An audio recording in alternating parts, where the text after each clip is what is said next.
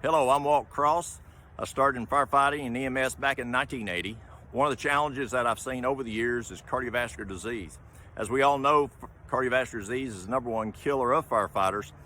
And as we've gone through the years, we've tried to improve that, but we just haven't done the most aggressive work there. We look at diet, we look at exercise, but I found a tool that is very helpful. I learned it from cardiologists over in Japan and Korea. And what they use is they use a tool called far infrared. Now, I've used saunas over the years, but the far infrared is much superior to the results I found out of just regular saunas. The far infrared changes the water molecule in the blood to where we have better perfusion. And that's huge as we look at the heart function. If we can increase the blood flow in that heart muscle, we increase that heart muscle's ability. One of the major keys in the body is what's in that blood and the flow of the blood. And this sauna is significant, increasing that flow of the blood into the cells. And that's what we're looking for in cardiovascular disease. We want to increase that heart's muscle strength, the nutrition to that heart muscle, and the far infrared is able to do that. One of the other things that the cardiologists in Japan and Korea have found is that it increases nitric oxide. Now, a huge issue in heart attacks is plaque buildup. And the far infrared has been found to increase nitric oxide. And increasing nitric oxide, we're able to address that plaque buildup a lot more aggressively, and we're less prone to have that atherosclerosis or that challenge from that occlusion, which can cause that heart attack. Another problem we have in the fire service is toxins. And we've done a great job as we've gone from years of now wearing air packs. I remember when I first started firefighting, guys didn't even want to wear air packs going inside the house fire, much less going into overhaul. And we're doing a better job in the overhaul process of wearing the air packs, but we still can it's not only through our lungs, we're also can get transdermal absorption from toxins, and that's a huge problem. And so as we've looked at ways that we can reduce that toxin buildup in our firefighters, we found the far infrared is another tool that works well there. You can take urines before. We use the far infrared compared to urines after using far infrared, and we can see that toxicity drop in that urine that we're testing. And so that's a great tool for the toxins. Another problem we have in firefighting is inflammation. Whether the guys are just getting arthritis, bursitis, whatever that inflammation is, far infrared can reduce inflammation. I have one person that was having problems with their hands, such as myself. I also have the same challenge at times. And this person would get in the sauna for 20 minutes every day, that they had access to the sauna.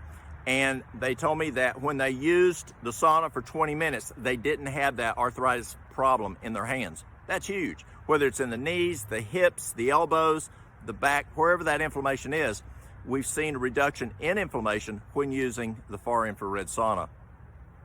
Another issue is lung problems. I had a firefighter just this week. He was in a structure fire. Something happened.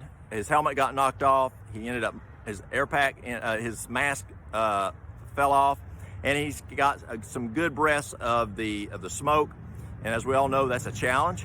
And before he got his mask back on, he had gotten quite a bit of smoke in his lungs, and he was able to get out of the fire.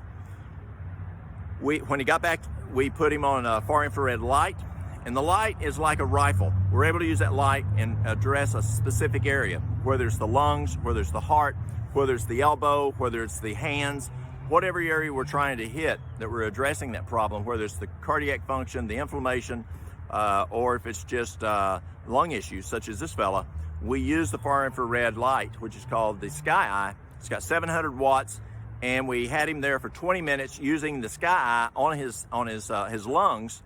And then after that, we put him in the sauna, and he recorded that his breathing was much better after we had put him. Even after the light, he said he could breathe better. But then when we put him in the sauna, it was even better.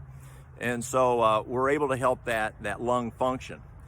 One of the problems that we also have seen with long COVID is lung issues continuing through that COVID issue, even months, even years. I had one person that even a year and a half later, they were still having some issues from COVID and with long COVID. And with the far infrared, we're able to address those lung issues. They've got that steady cough that they're having, or just not able to have those good breaths like they used to have. And what we found is the guys, when they get in the sauna and they can stay in there literally not just the 20 minutes, but they can sit in there for an hour, 2 hours, as they're sitting there waiting on a call. I know there's plenty of things to do there in the station, but there's some sitting time. They can get in the sauna, and if it starts getting a little warm, just zip it down just a little bit, cool off a little bit. You're still getting that light that's going around, affecting the whole body systemically, and that's the cool thing about the sauna. The sauna is more like a shotgun. It gets the whole body systemically from the neck down. And so as the guys sit in the sauna for lung issues, they can sit in there, like I said, for an extended period of time. Once they cool down, zip it back up, and then when they start to get a little too warm, zip it back down. Or the light has 700 watts. The sauna has 1400 watts, and you have two lights in there, so you can click. If they want to just cut it down to one light, we still see significant improvement. If we just click on one light at 700 watts inside the sauna versus the two lights, which would give them 1400 watts, and you don't have that full heat problem that they may have.